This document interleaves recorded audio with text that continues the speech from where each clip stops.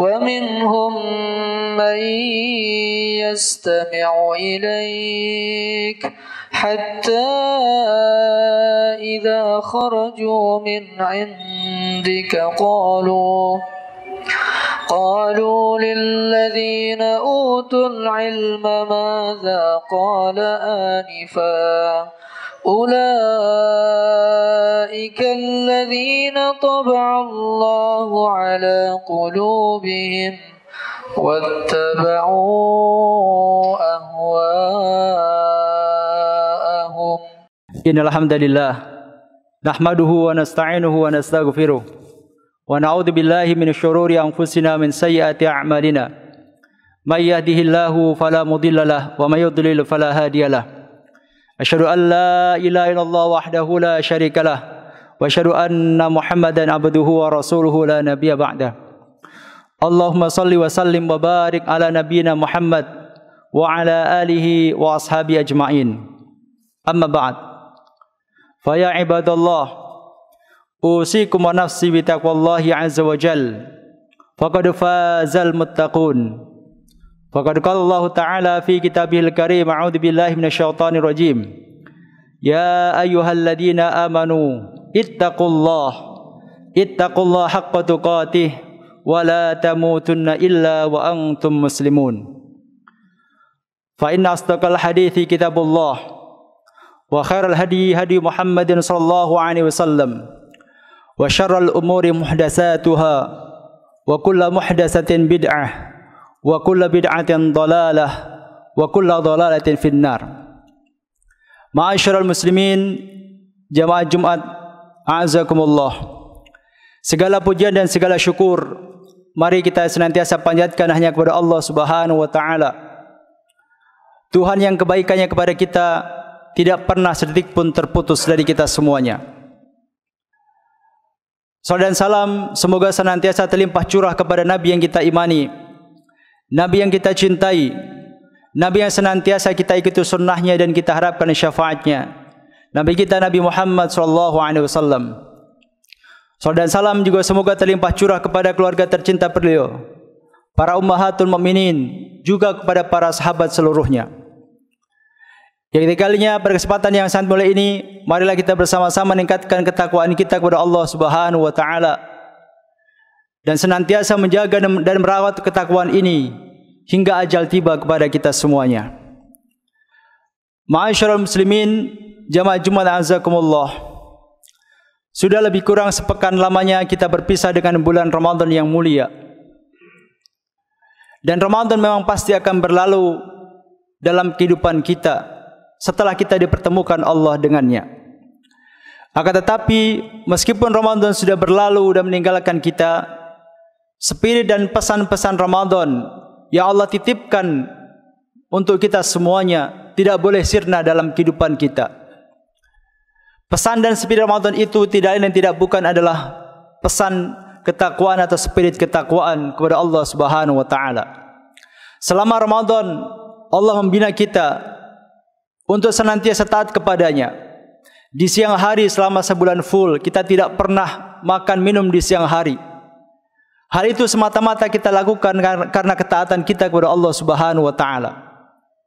Di malam hari dengan penuh ketaatan kita berusaha untuk melaksanakan sunnah Nabi kita sallallahu alaihi wasallam dengan melaksanakan salat tarawih rutin setiap malam. Dan juga ibadah-ibadah yang lain yang disunahkan dan diajarkan Nabi kita sallallahu alaihi wasallam. Spirit ketakwaan dan ketaatan selama Ramadan itulah yang harus kita rawat dan kita jaga selama 11 bulan ke depan hingga Allah nanti pertemukan kita dengan Ramadan tahun depan insya-Allah. Dan berbicara tentang ketakwaan, Allah Subhanahu wa taala sangat sering mengulang-ulang topik ini di dalam Al-Qur'anul Karim. Tidak kurang Allah SWT membahas topik dan menyebut tema tentang takwa ini sebanyak 258 kali. Terkadang Allah SWT menyampaikan pesan takwa itu dengan menyebut kata takwa langsung. Sebagaimana Allah sampaikan dalam firman yang mulia dalam surat Al-Baqarah ayat 197, Allah mengatakan, Ba'da a'udzu billahi minasyaitonir rajim. Wa tazawwadu fa inna khairaz zadi taqwa wattaquni ya ulil albab. Dan berbekallah kalian semuanya. Sesungguhnya sebaik-baik bekal yang kalian kumpulkan adalah bekal takwa. Maka bertakwalah kalian semuanya kepadaku, wahai orang-orang yang berakal. Di dalam ayat yang mulia ini Allah SWT menyampaikan kepada kita semuanya agar dalam menjalani dan mengarungi kehidupan di dunia ini kita membekali diri kita dengan bekal. Dan sebaik-baik bekal yang kita kumpulkan dan kita persiapkan dalam hidup ini disebutkan oleh Allah Ta'ala bahwasanya bekal terbaik itu adalah bekal takwa. Terkadang pesan takwa ini disampaikan oleh Allah dalam Al-Quran dalam bentuk kalimat perintah, dan ini yang sangat sering. Misalnya Allah SWT berfirman di dalam surat Ali Imran ayat 102, Allah mengatakan, Ya ayyuhalladzina amanu ittaqullaha haqqa tuqatih wa la tamutunna illa wa antum muslimun. Wahai orang-orang yang beriman, bertakwalah kalian kepada Allah SWT dengan sebenar-benar takwa, dan jangan kalian mati kecuali dalam keadaan muslim. Allah berpesan kepada kita semuanya agar takwa yang sekarang ini ada di hati kita semuanya terus kita rawat dan kita jaga sampai ajal kita tiba. Terkadang Allah SWT menjelaskan dan menyampaikan pesan takwa dengan menyebut keberpihakan Allah bersama orang-orang yang bertakwa. Misalnya Allah sampaikan dalam surat Al-Baqarah ayat 194, Allah mengatakan, Wattaqullah wa'alamu annallaha ma'al muttaqin.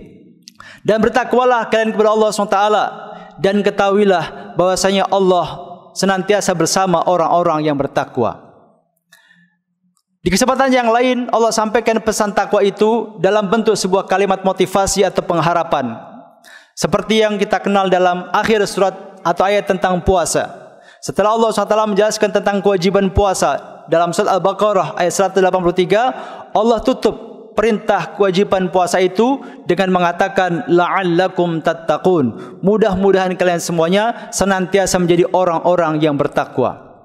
Intinya jamaah sekalian, pesan takwa dalam Al-Quran disampaikan oleh Allah SWT secara berulang-ulang, tidak kurang sebanyak 258 kali.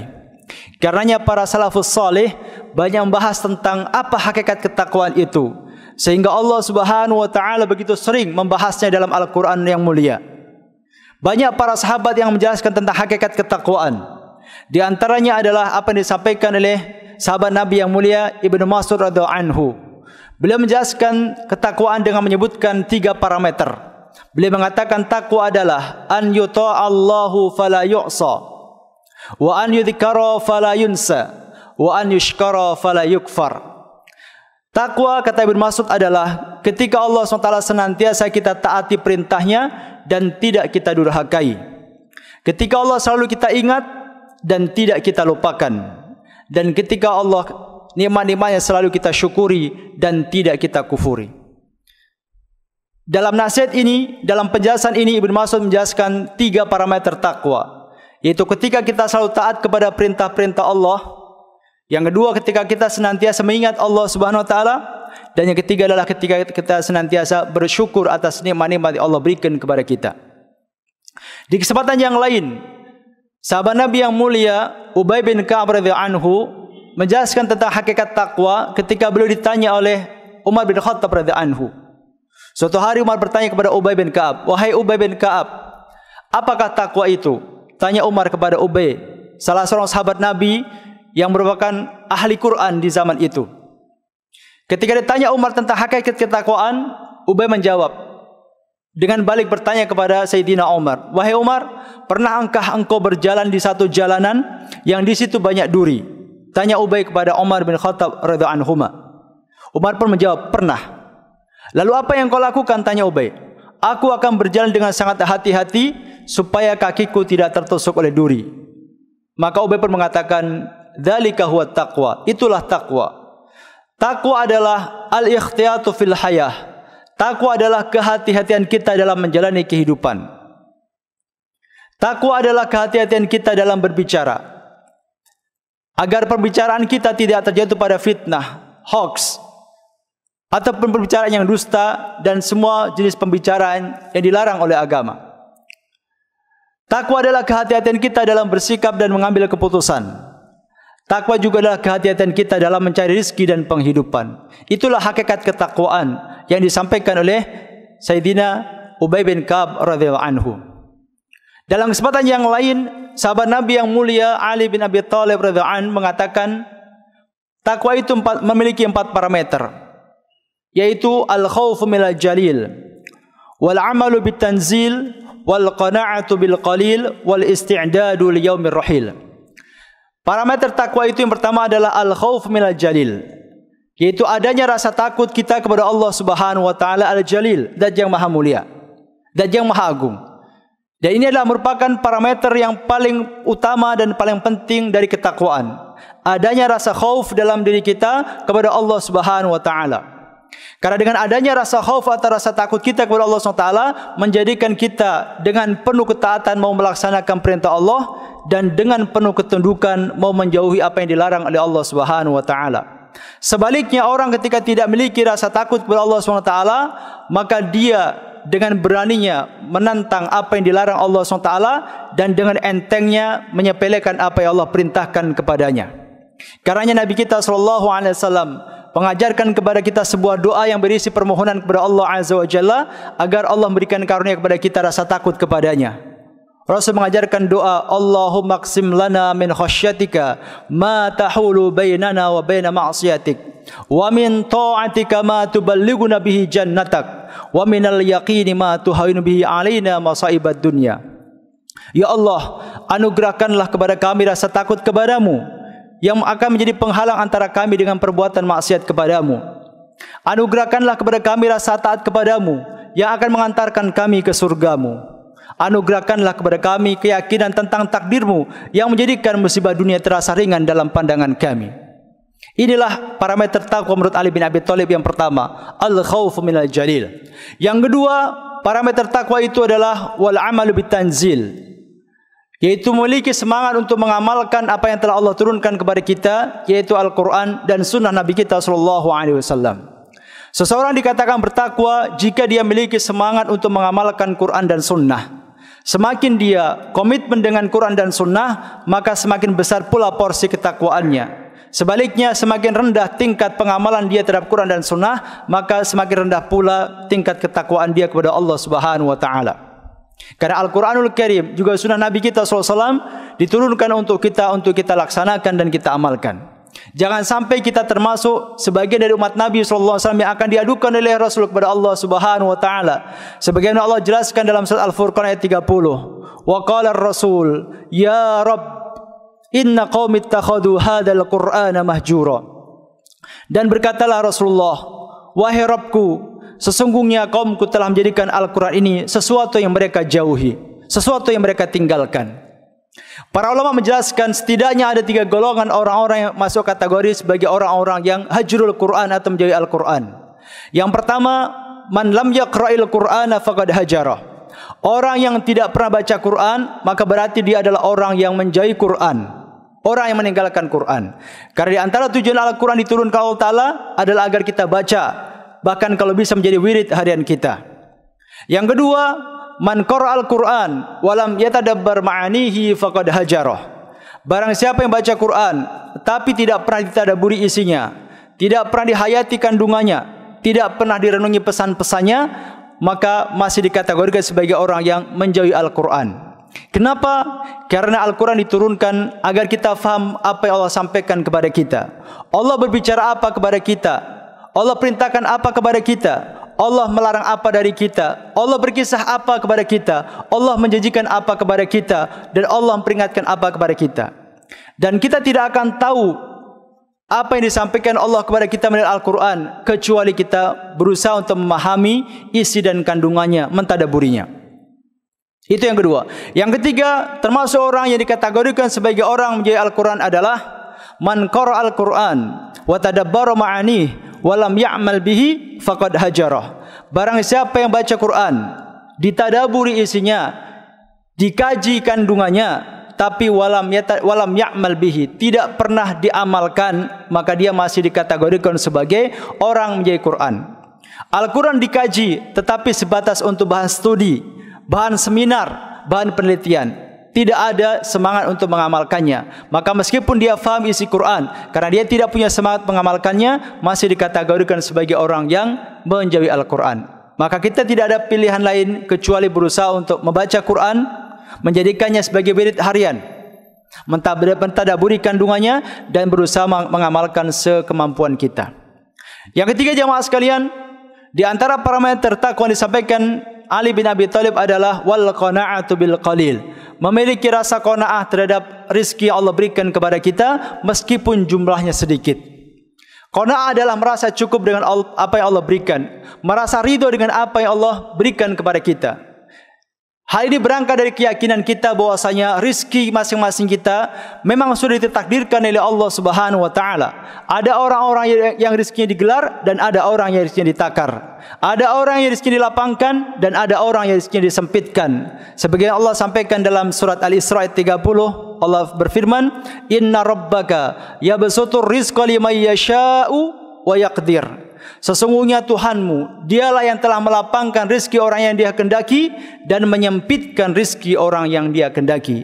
Maka dengan mengimani takdir rizki ini menjadikan kita memiliki sifat qanaah terhadap apapun yang kita terima dari Allah Subhanahu wa taala. Dan yang terakhir, yang keempat jemaah sekalian, parameter ketakwaan menurut Sayyidina Ali bin Abi Thalib adalah wal isti'dadu liyaumir rahil. Memiliki persiapan untuk kehidupan setelah kematian.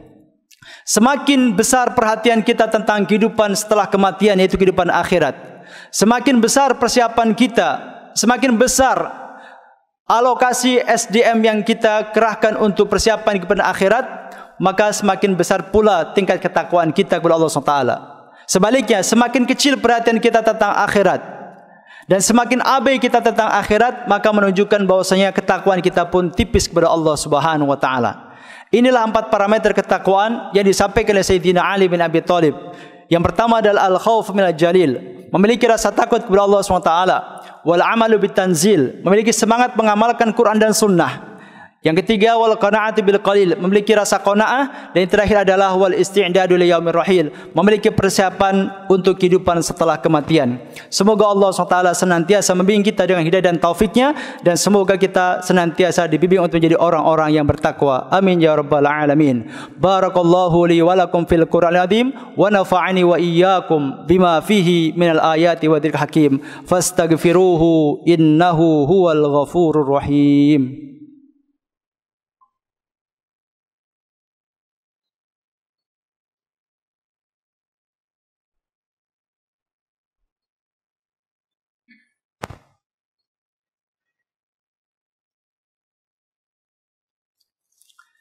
Alhamdulillahirabbil alamin wal 'aqibatu lil muttaqin wala 'udwana illa 'alal zalimin. Asyhadu an la ilaha illallah wahdahu la syarikalah syahadatan tunji qailaha min 'adzabil jahim wa tudkhiluhu ila jannatin na'im. Wa asyhadu anna Muhammadan 'abduhu wa rasul mab'uts bil kitabil mubin al fariqi bainal huda wad dhalal wal ghayyi war rasyad wa syakki wal yaqin. Wa nusalli wa nusallimu ala habibina al karim nabiyina Muhammadin wa ala alihi wa ashabi ajma'in.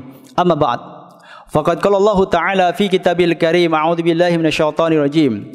Ya ayyuhalladzina amanu ittaqullaha wal tanzur nafsum ma qaddamat lighad wattaqullaha innallaha khabirum bima ta'malun. Summa a'lamu annallaha amarakum bis salati was salami 'ala rasulih faqala innallaha wa malaikatahu yusalluna 'alan nabi ya ayyuhalladzina amanu sallu 'alaihi wa sallimu taslima. Allahumma salli ala Muhammad wa ala ali Muhammad kama sallaita ala Ibrahim wa ala ali Ibrahim wa barik ala Muhammad wa ala ali Muhammad kama barakta ala Ibrahim wa ala ali Ibrahim fil alamin innaka Hamidum Majid.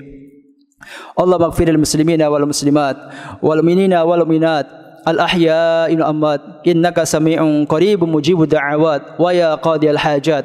ربنا اغفر لنا ولوالدينا وارحمهما كما ربونا صغارا. ربنا اغفر لنا ولإخواننا الذين سبقونا بالإيمان ولا تجعل في قلوبنا غلا للذين آمنوا ربنا إنك رؤوف رحيم. ربنا لا تزغ قلوبنا بعد إذ هديتنا وهب لنا من لدنك رحمة إنك أنت الوهاب. اللهم اقسم لنا من خشيتك ما تحول بيننا وبين معصيتك ومن طاعتك ما تبلغنا به جنتك ومن اليقين ما تهون به علينا مصائب الدنيا. اللهم انصر إخواننا المسلمين في فلسطين. اللهم انصر نصرا عزيزا. اللهم أفرغ عليهم صبرا وثبت أقدامهم وانصرهم على القوم الكافرين اللهم عليك باليهود المعتدين الذين قتلوا إخواننا المسلمين في فلسطين اللهم عليك بهم فإنهم لا يعجزونك اللهم شتت شملهم وفرق جمعهم واجعل الدائرة عليهم ربنا آتنا في الدنيا حسنة وفي الآخرة حسنة وقنا عذاب النار والحمد لله رب العالمين أقم الصلاة والذين اهتدوا زادهم هدى وآتاهم تقواهم